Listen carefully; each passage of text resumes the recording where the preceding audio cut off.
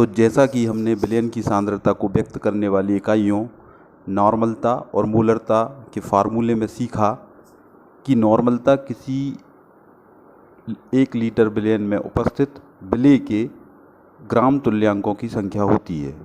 उसी प्रकार से मोलरता 1 लीटर विलयन में उपस्थित विलेय के मोलों की कुल संख्या होती है। तो आइए हम जानने की कोशिश करते हैं कि उस 1 लीटर विलयन में उपस्थित नॉर्मलता के लिए विलेय के ग्राम तुल्यांक को हम कैसे ज्ञात कर सकते हैं, या किसी 1 लीटर विलयन में उपस्थित विलेय के मोलों की कुल संख्या हम कैसे पता कर सकते हैं। तो उदाहरण के लिए जैसा आपको बोर्ड पर दिख रहा है, सोडियम हाइड्रोक्साइड NaOH और H2SO4 लिखे हुए हैं। तो जानने की कोशिश करते हैं कि NaOH और H2SO4 की मॉलिक्यूलर वेट क्या होती है, क्योंकि मोलरता किसी विलेय के मोलों की संख्या होती है और मोलों की संख्या ग्राम वेट और ग्राम मॉलिक्यूलर वेट का रेशो होती है। तो NaOH और H2SO4 के मॉलिक्यूलर वेट को हम काउंट करते हैं। NaOH का मॉलिक्यूलर वेट होगा सोडियम का 23, ऑक्सीजन का 16 और हाइड्रोजन का 1 होता है। इस प्रकार से सोडियम हाइड्रोक्साइड का मॉलिक्यूलर वेट 40 हुआ। उसी प्रकार से H2SO4 के लिए जब हम कैलकुलेट करेंगे मॉलिक्यूलर वेट, तो इसका मॉलिक्यूलर वेट 1 × 2 हाइड्रोजन के लिए, सल्फर के लिए 32 और ऑक्सीजन के एटम के लिए 16 × 4 होता है, जो टोटल 98 के बराबर होता है। तो इस प्रकार से मॉलिक्यूलर वेट H2SO4 के लिए 98 हुआ। लेकिन जब नॉर्मलिटी के केस में हम पढ़ते हैं तो वहाँ पर इक्विवेलेंट वेट होता है। तो इक्विवेलेंट वेट या तुल्यांकी भार उस विलयन में उपस्थित विलेय के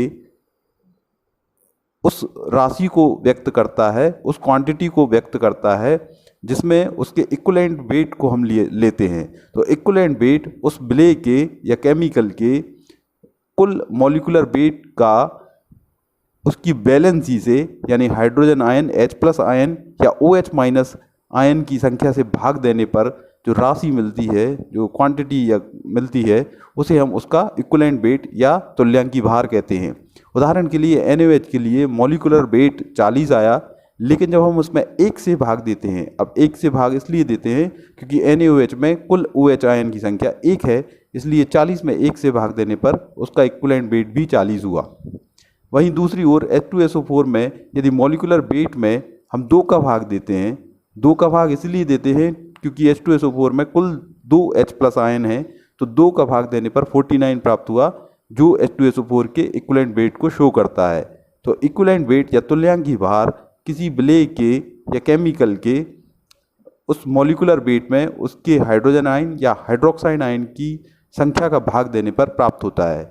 हम आगे जानेंगे वीडियो में कि किस प्रकार से, जैसा आपके बोर्ड पर दिख रहा है, 60 ग्राम सोडियम हाइड्रोक्साइड को जब 250 ml 250 ml के सॉल्यूशन में घोला जाता है या एक विलयन बनाया जाता है 60 ग्राम सोडियम हाइड्रोक्साइड को 250 ml सॉल्यूशन में घोलकर, तो उसकी मोलरिटी और नॉर्मलिटी क्या होती है उसकी गणना हम सीखेंगे आगे। तो दिए हुए प्रश्न में यदि आपको दिया गया है कि 60 ग्राम सोडियम हाइड्रोक्साइड को जब किसी 250 ml वाले सॉल्यूशन में डिज़ोल्व किया जाता है तो उसकी मोलरिटी और नॉर्मलिटी की कैलकुलेशन कीजिए।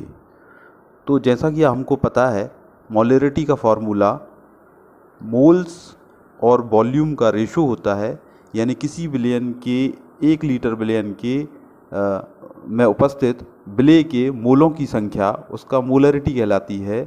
तो फार्मूला होता है moles upon volume in litre, जिसे हम आगे फर्दर लिखते हैं gram weight of solute upon gram molecular weight of solute into V। तो अकॉर्डिंग टू क्वेश्चन, जैसा कि क्वेश्चन में दिया हुआ है, 60 ग्राम को NaOH को 250 ml विलयन में घोला गया है, तो सबसे पहले हमको NaOH के नंबर ऑफ मोल्स पता करने हैं, जो कि gram weight upon gram molecular weight से फाइंड आउट होंगे। तो 60 ग्राम उसका ग्राम वेट है और NaOH का मॉलिक्यूलर वेट है 40, तो 60 / 40 × 250।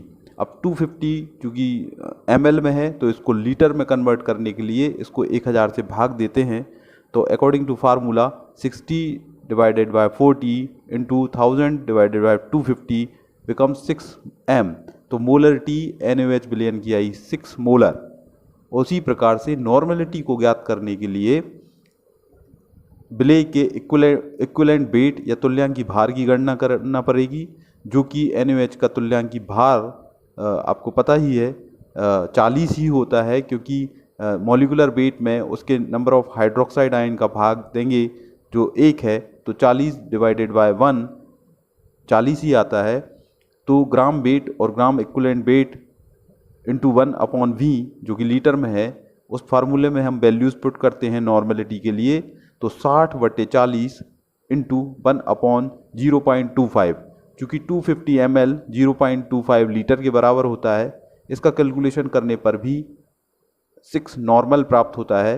इस प्रकार से 60 ग्राम NaOH के विलेय को जब 250 ml 250 ml सॉल्यूशन में घोला जाता है तो उसकी मोलरिटी 6m 6 मोलर आती है, और साथ ही उसकी नॉर्मलिटी 6 नॉर्मल प्राप्त होती है।